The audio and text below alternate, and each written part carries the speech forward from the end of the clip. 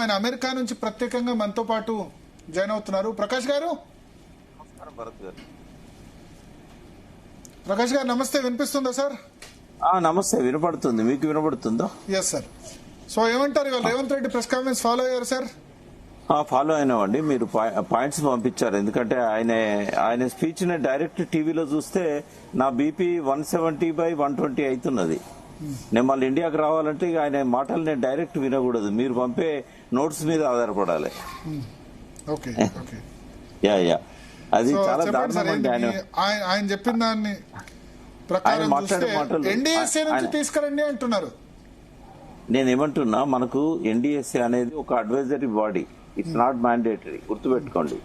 ఇప్పుడు మనం అన్ని రాష్ట్రాలు కలిపే డ్యామ్ సేఫ్టీ కోసం వాళ్ళని పెట్టుకున్నాం. కానీ మనకు నీళ్లు లేకుండా చస్తుంటే వాళ్ళతో కన్సల్ట్ చేయాల్సిన అవసరం ఏంటండి? మనకు స్టేట్ డ్యామ్ సేఫ్టీ అథారిటీ అనేది జలసౌదలో ఉంది. మన ఉత్తమ్ కుమార్ రెడ్డి గారి కింద ఫామ్ చేసిన బాడీ అన్నట్టు. మనకి ఇది అడ్వైజ్ చేయాలి. ఎన్డీఎస్ఏ అనేది అడ్వైజరీ బాడీ, ఇక్కడ స్టేట్ డ్యామ్ సేఫ్టీ అథారిటీ కూడా అడ్వైజరీ బాడీ. డిసిషన్ తీసుకోవాల్సింది ఈఎన్సీ అండి. ఎవరైతే దాని మీద చీఫ్ ఇంజనీర్ గా ఉన్నారో వాళ్ళది ఫైనల్ డిసిషన్. కావాలంటే చెక్ చేసుకోండి. ఎన్డీఎస్సీ అనేది అడ్వైజరీ బాడీ మాత్రమే, అది మ్యాండేట్ కాదు. రెండవది ఏంటంటే, వాళ్ళ పేరు చెప్పి ఎంతకాలం తప్పించుకుంటారు? ఇప్పుడు వాళ్ళు అడ్వైజ్ చేస్తారు ఇవన్నీ టెస్టులు చేయండి అని. ఒకటేంటంటే వాళ్ళు కూడా డ్రామాలు చేస్తున్నారండి. ఎందుకంటే చంద్రబాబు నాయుడు కంటే కూడా బీజేపీతో బాగా నెక్సెస్ ఉంది మన రేవంత్ రెడ్డి గారికి. మనం చూసాం, మోడీ గారు వచ్చినప్పుడు ఇదంతా కూడా మనం చూసాం.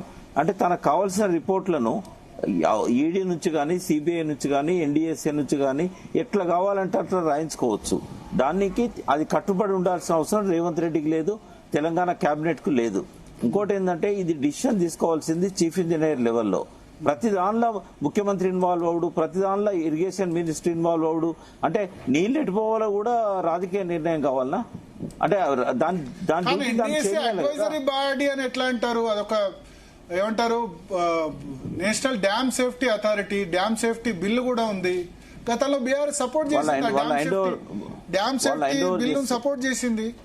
నేనేమంటున్నా, చట్టంలోనే వాళ్ళు దాన్ని హ్యాండ్ ఓవర్ చేసుకోలేదు. డ్యామ్ ని వాళ్ళు అడ్వైజ్ ఇస్తారు, గవర్నమెంట్ దాన్ని ఎగ్జిక్యూట్ చేస్తారు, అంతే.